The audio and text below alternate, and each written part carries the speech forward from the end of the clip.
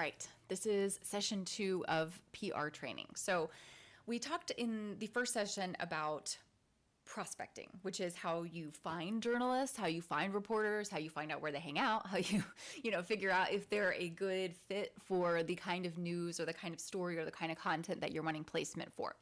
Today, I want to talk to you a little bit more about the tactical, which is how to actually pitch to them. So one of the keys to reaching journalists in a way that is meaningful to them in a way that actually gets a response is to pitch well, okay? And pitching is an art, like I said in the first video. It's definitely something that we at Hire a Writer train on because being able to communicate well with journalists is an important marketing copywriting skill, in my opinion. The very first thing that you have to remember is what a pitch is and what a pitch is not. A pitch is sales, okay? A pitch is not marketing. And sales and marketing are obviously two very different disciplines. And you need to understand that in sales, you're building a different kind of relationship and you are trying to get something faster. So marketing, you're allowed to nurture for a long time. In sales, you really need to kind of get to the point quickly and move the relationship forward and push a decision, which is something that we'll talk about in a second. A pitch is provocative. It's not boring. And a pitch is relevant. It's not familiar. The best thing you can possibly do when you pitch is provide an idea to somebody who has the power to decide on a story, on where it's placed, that they haven't heard before. Provide something that's a little bit different. That's an angle, okay? That has some kind of relevance or interest and that is a little bit surprising and different and outside the norm. So that should be something that's within your skill set as a writer. And hopefully it's something that you kind of begin to, develop and continuously become more interesting and exciting in your writing. Pitch pre-work. Before you can actually pitch, I always want to make sure that people understand that there has to be newsworthiness to what you say. Let me switch that.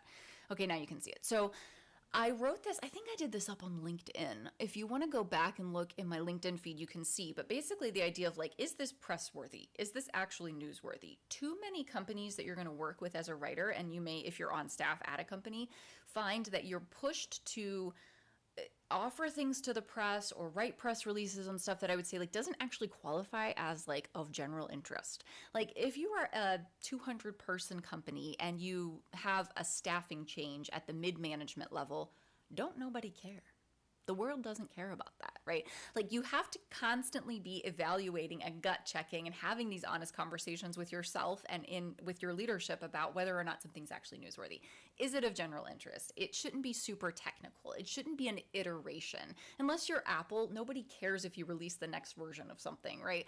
You have to be careful about being judicious about what you publish press releases on, because yes, they're used for backlinking, and yes, they're used for just kind of general awareness. But if you aren't careful when you begin the pitch process, and if you are successful, what journalists and reporters will do is they will vet you back.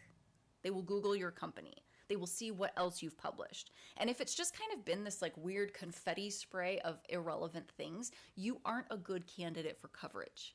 It creates it oversimplifies you. It makes you feel like you're just kind of grabby, like you're upwardly mobile. You're just trying to climb the ladder. You're just trying to get attention from anybody, anywhere. Same impression with bot followers. If they go look at you and they find you've got a bunch of bots following you or whatever on social, it just creates a bad look. It creates a bad impression. And at the rate of information overturn and delivery on the internet, you can't afford that because you don't get a second chance to make that first impression. So it's very important that you are careful even before you have a really well-developed press strategy about what you guys post on and what your company is public about. Things that are surprising, that are new, that impact a lot of people or the market as a whole, that are big picture items or something that will change everything. If you're this is going to change the world, that's great. All right, so let's talk about types of pitches. So regardless of what anybody says, you don't set the terms of engagement with a pitch. You can't send somebody a 300-word overview of what you would like them to write about and expect it to go anywhere. That will not work. There are 3 types of pitches you can send to journalists. Topical, with a max of 3 topic ideas. And essentially what you're doing here is you're saying here's some awesome stuff you could write about. You person who has met all of my vetting criteria that we talked about in the first video. If you haven't watched, go watch it.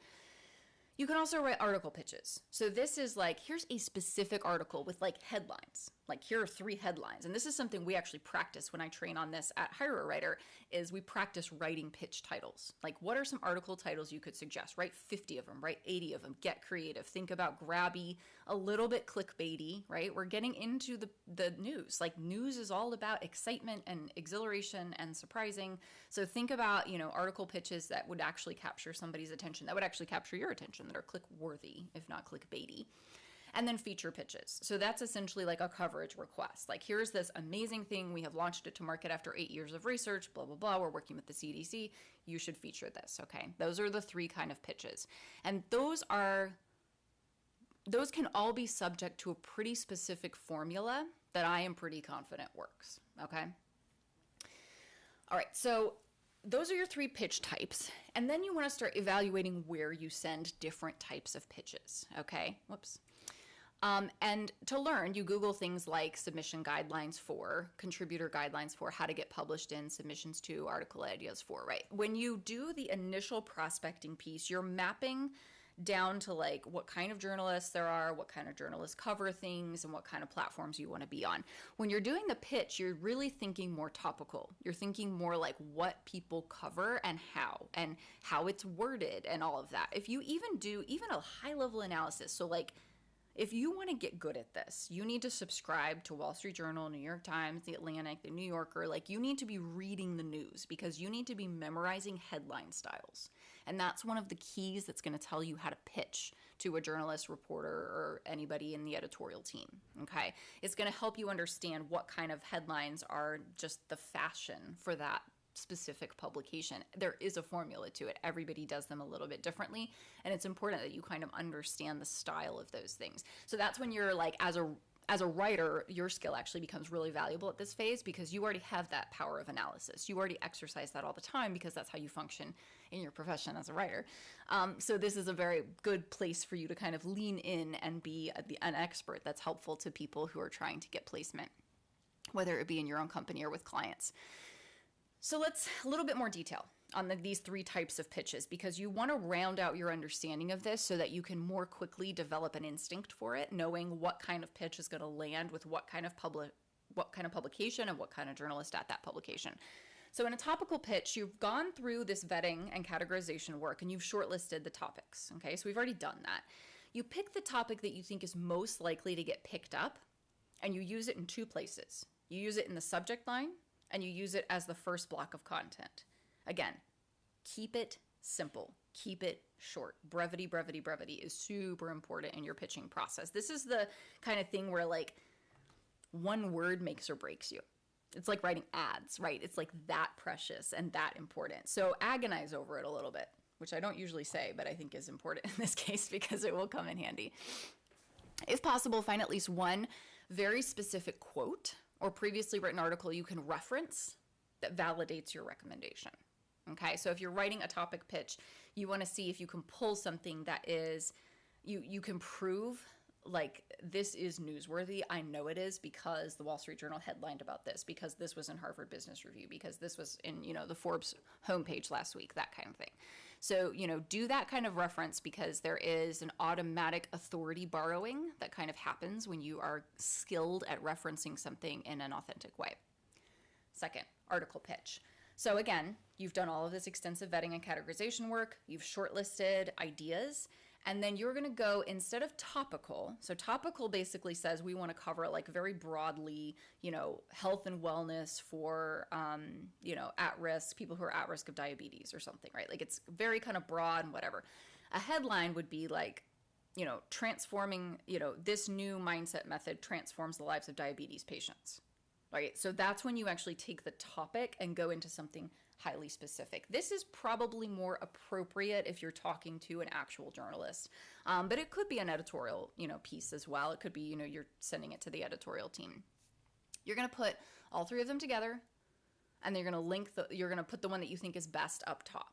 Okay. Now, I just want to remind you, you can link to previously written articles or previously written, pieces or, features or things like that as an authority measure, but don't ever attach stuff and don't ever give a blind link. Don't ever give a click here. because that is so spammy and it will not work. And also, you don't ever want somebody to have to download something, because that is a cybersecurity risk if they know anything and you're not going to get them to do it. And then you write the email and send it. Okay. And then the third kind is a feature pitch. So if you want a feature pitch, you're almost always, I just want to mention this, going to have an electronic press kit or some other kind of street cred or social proof to use with it. So almost always when you're doing a feature pitch, you're going to be suggesting that someone feature a person. So this is really the nature of pitches that you would use for like podcast placement, for news spot placement, for guest blogging, for authority pieces, thought leadership. You want to make sure that you have enough content that proves this person's worth listening to, and other people have listened to them, and they're easy to work with.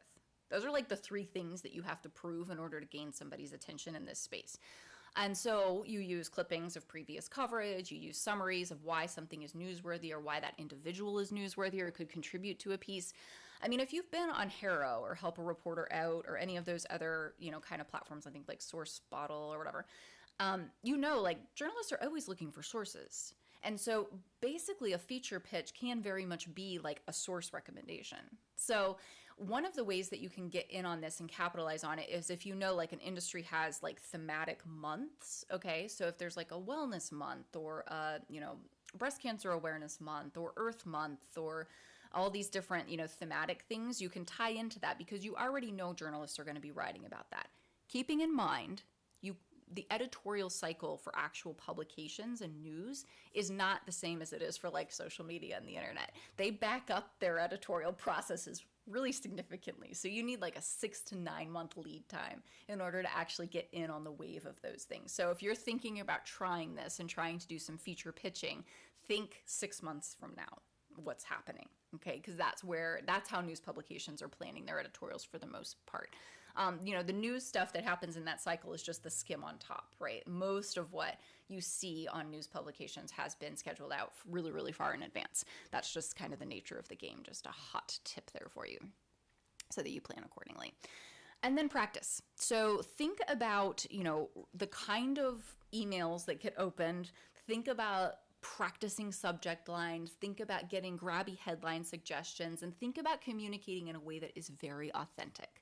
So I would suggest to you doing like some speech to text writing, doing some read alouds, making sure that, what you say and how you come across is as authentic and helpful, like genuinely helpful as possible, because that's how you're going to gain the attention of somebody in the press.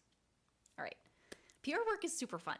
You have to be a little bit scrappy, you have to be a little bit diligent, and you have to be very open to hearing nothing back, because a lot of times that's where you will land. But if you are interested in pursuing this, it is the only way to do it is to do it and to practice and to get your feet wet and to start, getting the feel of it and getting the lay of the land. We have blogs on this. You can absolutely go to the business section of the Hire a Writer blog and find some things on PR, and then definitely watch my previous video. And then I will be doing a third video on the third piece of this, which is actually doing the work and getting in and having conversations and negotiating and all of that, which is the final stage to gaining placement. So I definitely hope that you will subscribe to my channel, and I wish you all the best.